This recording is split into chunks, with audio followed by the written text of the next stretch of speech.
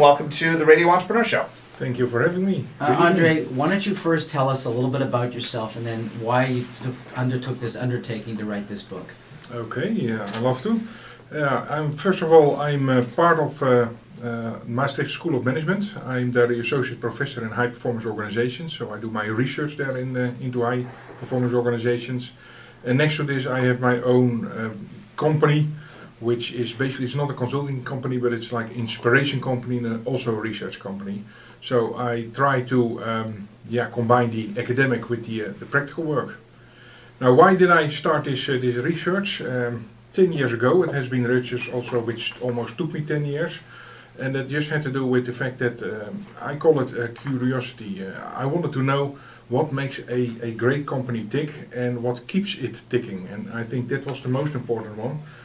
All of you have had the same experience. You go to a restaurant, excellent evening, excellent meals, excellent company, excellent service, and a few weeks later you come back, you take your family with you, your friends, the same place, and it's all awful. Awful food, awful service, awful everything. And you wonder, and I wondered, like, how is that possible? How can the same location, the same menu, the same people once give you great service and the next time they give the awful service? So what is the difference between a high-performance organization and a highly performing team? HPO, you call them. And we call them HPOs, yeah. And the high-performance teams, you could call them HPTs, of course. Yes, of course. Well, first, the main difference is that the organization is a bigger entity than the teams. So a high-performance organization obviously consists of high-performance teams. However, there are also high-performance individuals, the of course abbreviation HPIs. So you don't need only teams being high performance. You also need individuals high performance, departments high performance, units high performance. You know, again, I look at the book and there's a lot of, there's chapters to read. There's a lot of sort of self-improvement charts in there. But you've also done a lot of research. Can you talk to us a little bit about the baseline of your research? What it was based upon? Yes. First of all, it's based on data worldwide, and that had to do with the history of high performance. Most high performance organization studies come from the States, and if you read those books, you see that authors claim that what we have found here in the States is valid everywhere worldwide. Well, I ask you, we in Holland are a bit different from you in the US. Let alone if you go to Asia, to Africa, it's just not possible. Even in America, the East Coast is different from the West Coast. I've been to Holland, it's different from everything else. Great country, though, Yeah, really great terrific. country, it is. Depends on which places you went, of course. We'll not discuss those now for the moment. But that was the drive for me, was to find out, okay, are there generic characteristics worldwide, which not only the US or only Holland, but everywhere. So I did a lot of research in total I now have 50 countries in my database, collected data with questionnaires so I could do the statistics. And eventually the HPO framework, which I always say I discovered it, seems to be valid for all those countries.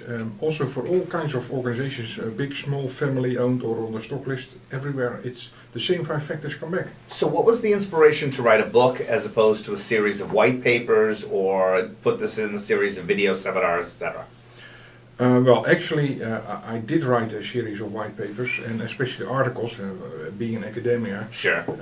But the book gives you just more room, and it gives you also the opportunity to put in interviews with high HPO leaders, for instance. You're listening to Radio Entrepreneurs, and in the studio this evening we have author Andre de Waal, originally from Holland, on his latest book, What Makes a High Performance Organization, or an HPO for short. So what are the 5 HPOs that you talk about in your book? The 5 HPO factors. Yes. Well, I will start with the first one, which I think is in practice you see it's the most important one, is the high quality of management. It is very obvious if you don't have very good management, you will never get or create a high performance organization, which in itself brings something interesting to the table in the sense that if you do an analysis of an organization which is not high performance, it's probably the management which is not high performance, and you're asking them to become high performance. So these people have a choice to make. Do I really want to add something to society and to my shareholders and so on and stakeholders, become high performance, yes or no? If I do, I can fall back, hopefully, on high performance employees. Excellent people who really want to work for you, want to work with you in order to create the long-lasting organization. In all of your travels throughout Europe and Asia, in the United States, etc., have you ever come up with a set of metrics that is sort of a universal declaration of being high performance? Yes,